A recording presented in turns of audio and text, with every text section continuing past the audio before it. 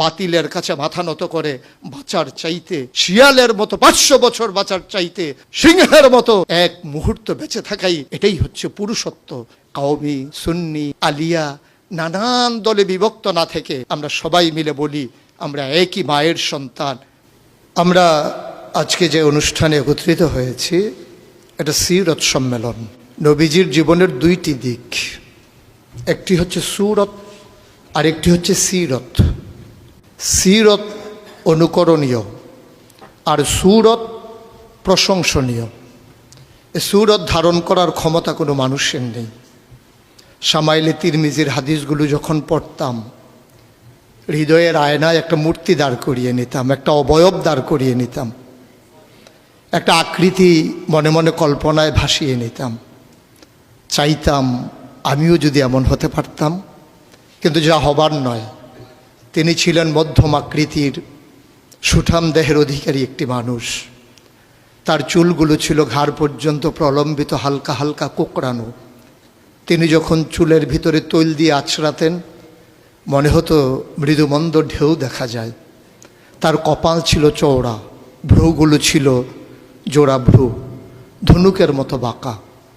চোখের পাতাগুলো ছিল ফুটন্ত গোলাপের গোলাপি রঙের এক একটি পাপড়ির মতো।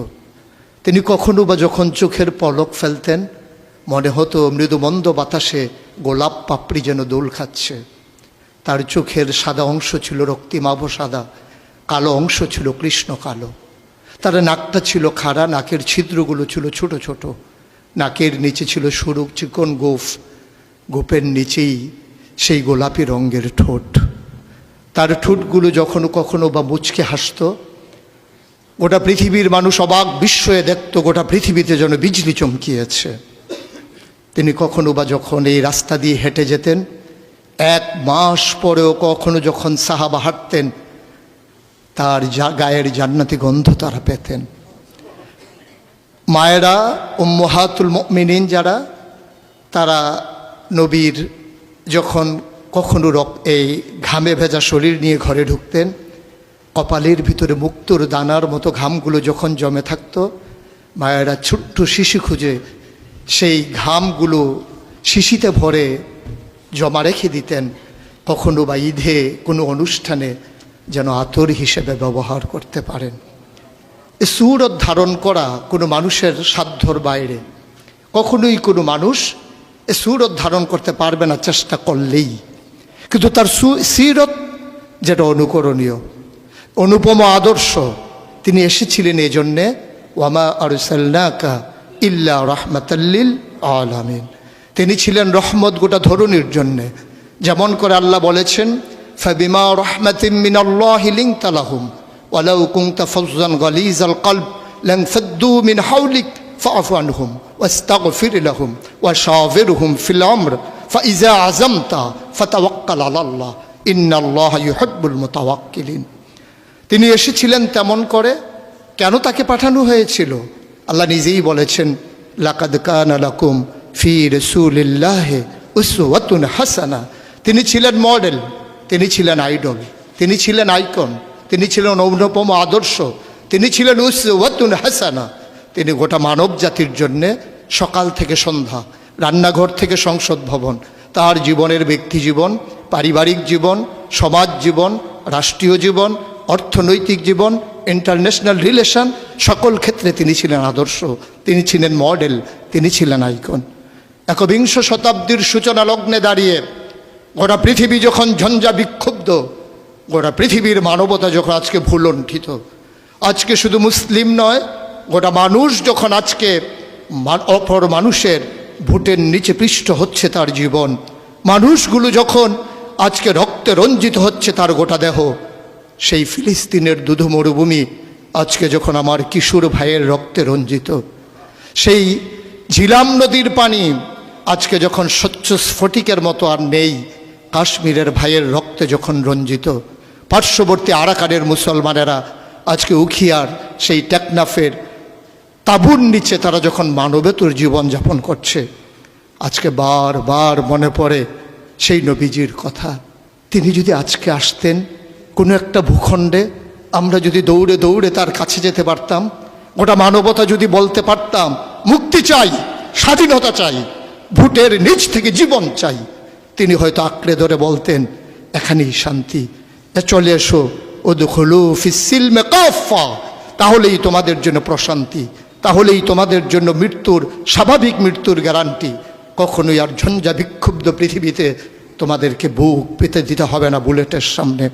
যদি এমন হতো, আমাদের কথাগুলো হতো কোরআনের কথার মতো, ওয়ামান আহসানু কাওলাম মিম্মান দাআ ইলাল্লাহ ওয়া আমিলা সালিহান ওয়া ক্বালা ইন্নানী মিনাল মুসলিমিন।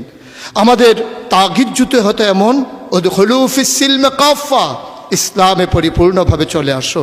আমরা যদি সে কথা থেকে দূরে সরে আসতে পারতাম, আফাতুমিনুনা বিবাযিল কিতাব ওয়া তাকফুরুনা বিবায, কতই না সুন্দর হতো।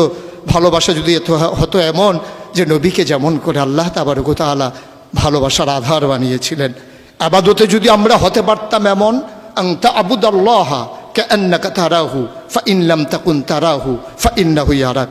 আমরা যদি সফলতা এমন হতে পারতাম, কাদ আফলাহাল মুমিনুন আল্লাযীনা হুম ফি সালাতিহিম খাশিউন। আমরা যদি দীপ্ত শপথ গ্রহণ করতে পারতাম, ইন্না সালাতি ওয়া নুসুকি ওয়া মাহইয়ায়া ওয়া মামাতি লিল্লাহি রাব্বিল আলামিন। আমরা যদি নিজেদের কুরবানির নজরানা এভাবে পেশ করতে পারতাম, ইন্নাল্লাহা ইশতারা মিনাল মুমিনিনা আনফুসাহুম ওয়া আমওয়ালাহুম বিআন্না লাহুমুল জান্নাহ। সেই দীপ্ত শপথ জীবনে ধারণ করে আমরা যদি উমর বিন আব্দুল আজিজের মতো ক্ষমতা যখন তার মসনদে তাকে বসানো হলো, তিনি আস্তে করে ঘরে ঢুকলেন, তার বিবির সামনে গিয়ে বললেন, উত্তরাধিকার সূত্রে যে অলংকারগুলো পেয়েছো রেখেছো কোথায়? অলংকারগুলো কাঠের বাক্সে ভরে যখন তার সামনে এনে দেওয়া হলো, বলছিল এর ভিতরে আমি রক্তের গন্ধ পাই, এর ভিতরে আমি বাতিলের গন্ধ পাই। সুতরাং এই অলংকার তোমার না, এই অলংকার আমাদের জন্য গোলার কাটা, জাহান্নামের শাস্তির কারণ।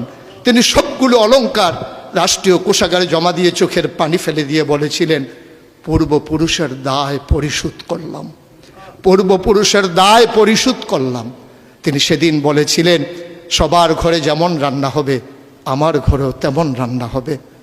প্রিয় দিনী ভাইয়েরা, প্রিয় আলেম ভাইয়েরা, আমি যদি এভাবে বলি, আজকে ১৫০০ বছর পরে আজকে আমাদেরকে স্বীকৃতি দিতে হবে কবি ফররুখের মতো। তিনি বলেছিলেন, কোরআনের নূর বুকে পুড়ে নিয়ে দাঁড়ালে যখন মরুর পথে, মহাবেদনায় দেখলে মানুষ ভাসছে পাপের কলুষ স্রোতে। সে কি অনাচার, সে কি বেবিচার, বেভৎস ক্রূর আখি বিলীন, ভয়াল ঘৃণায় ন্যাক্কার শতাব্দী পথে রাত্রি দিন। আসুন সবাই মিলে এই ঝঞ্ঝা বিক্ষুব্ধ পৃথিবীকে একটু ফুলময় করে দেই, একটু আনন্দঘন পরিবেশ করে দেই। ভবিষ্যৎ প্রজন্মের জন্যে আমরা একটা সুন্দর পৃথিবী বিনির্মাণ করি।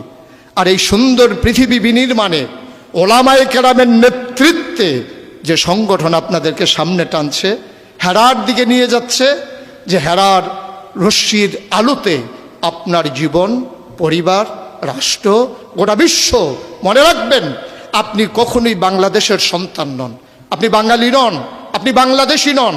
আপনার আসল পরিচয় ইন্নানী মিনাল মুসলিমিন, আমরা মুসলমান। ভূখণ্ডগতভাবে আমরা বাংলাদেশি, ভাষাগতভাবে আমরা বাঙালি, আর আমার আসল পরিচয় আমি যেখানেই থাকি আমার আল্লাহ এক, আমার কোরআন এক, আমার ক্যাবলা এক, আমার কাবা এক, আমার নবী মুহাম্মদুর রাসূলুল্লাহ সাল্লাল্লাহু আলাইহি ওয়াসাল্লাম তার নেতৃত্বে যেমন করে ১৫০০ বছর আগে মানুষগুলো একই পতাকায় ঐক্যবদ্ধ হয়েছিল, আজও তার রেখে যাওয়া আদর্শের ভিত্তিতে আসুন সকল ভেদাভেদ ভুলে সবাই এক হয়ে যায়।